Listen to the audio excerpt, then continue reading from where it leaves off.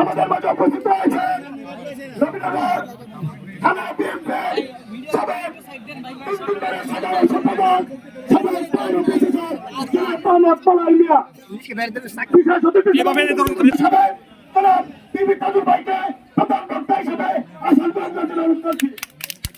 আমাদের মাঝে উপস্থিত রয়েছেন ব্রাহ্মণবাড়িয়া জেলা বিএনপির সাবেক দপ্তর সম্পাদক জনাব মাসুদ ইসলাম মাসুদ।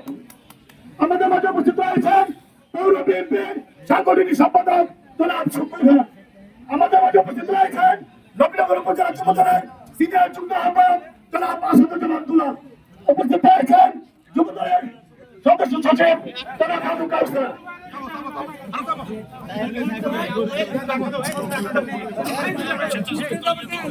উপস্থিত আছেন স্বেচ্ছাসেবক দলের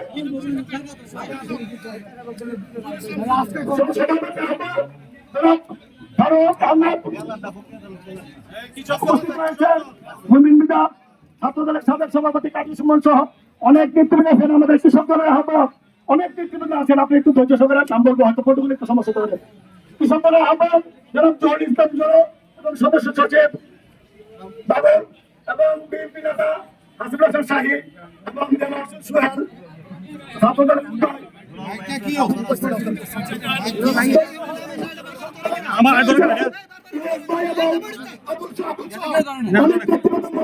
দাবি একটাই, এই সরকার হাসিনা যেভাবে আমাদের বাইরের উপর হত্যা গণহত্যা দিয়েছে, আমরা তার সুস্থ বিচার চাই। সবার সম্মানিত সভাপতি নবীনগর উপজেলা বিএনপির বিপ্লবী সাধারণ সম্পাদক জনাব নাজমুল করিম, যার নেতৃত্বে জাতীয়তাবাদী দল অতীতের চেয়ে যে কোনো সময়ের চেয়ে অনেক শক্তিশালী,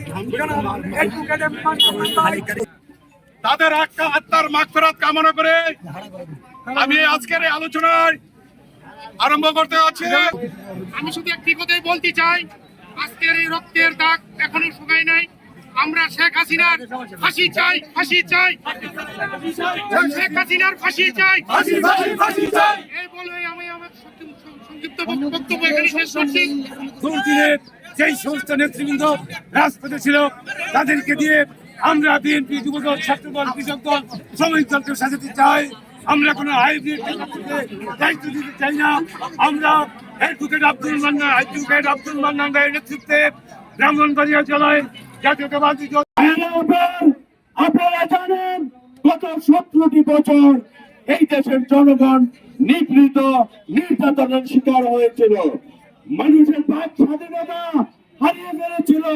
এই সরকার মানুষের বাক স্বাধীনতা কেড়ে নিয়েছিল। চলো আমরা আছি তোমার সাথে। আমাদের ছাত্র জনতা যারা এই আমাদের যে স্বাধীনতা অর্জন করেছে, সেই স্বাধীনতার জন্য যারা আত্মাহুতি দিয়েছেন, তাদের আত্মার মাগফিরাত কামনা করে আমি আমার বক্তব্য শুরু করছি। সংগ্রামী সাথী ও বন্ধুরা, এই গণহত্যাকারী, এই ফ্যাসিস্ট শেখ হাসিনা এদেশের রাষ্ট্র ক্ষমতায় জোর করে থাকার জন্য বাংলাদেশের শত শত ছাত্র জনতা, নারী, সমস্ত হাজার হাজার লোককে কাঠির মতো গুলি করে হত্যা করেছে। আমরা ফাঁসি ফাঁসি ফাঁসি চাই, খুনি হাসিনার ফাঁসি চাই, ফাঁসি ফাঁসি ফাঁসি চাই, খুনি হাসিনার ফাঁসি চাই। আজকে আমাদের একটাই দাবি, সে দাবি হচ্ছে এই গণহত্যাকারী শেখ হাসিনা এবং তার দূষরদের ফাঁসি চায়, ফাঁসি চায়। আজকে সারা বাংলাদেশে একটি কথা, সে কথা হচ্ছে উনি হাসিনার ফাঁসি চায়, ফাঁসি চায়। সংগ্রামী সাথী ও বন্ধুরা, এই খুনি হাসিনা এদেশে মানুষের উপরে, এদেশের ছাত্র জনতার উপরে পাখির মতো গুলি করে তাদেরকে হত্যা করে সেই দেশে টিকতে না পেরে সে ভারতে আশ্রয় নিয়েছে। আমরা বলতে চাই, আমরা পার্শ্ববর্তী রাষ্ট্র ভারতকে বলতে চাই যে আপনারা আমাদের প্রতিবেশী, আপনাদের সাথে আমাদের সুসম্পর্ক আছে।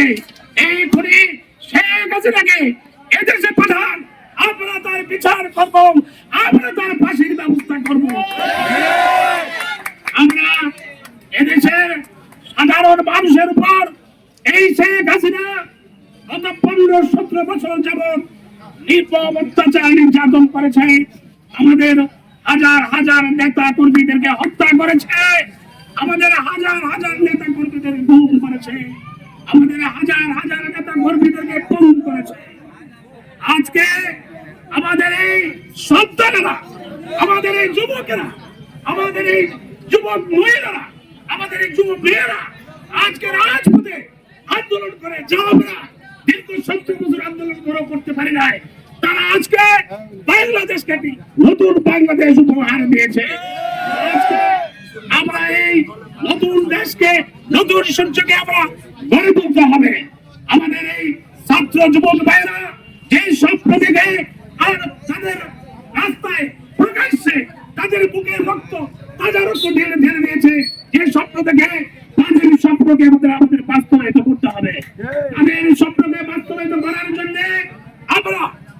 আমরা সবাই আমাদেরকে ধৈর্য ধরতে হবে এবং আমাদেরকে এখনো অনেক দেশি এবং আন্তর্জাতিক বাংলাদেশে চক্রান্ত চলছে।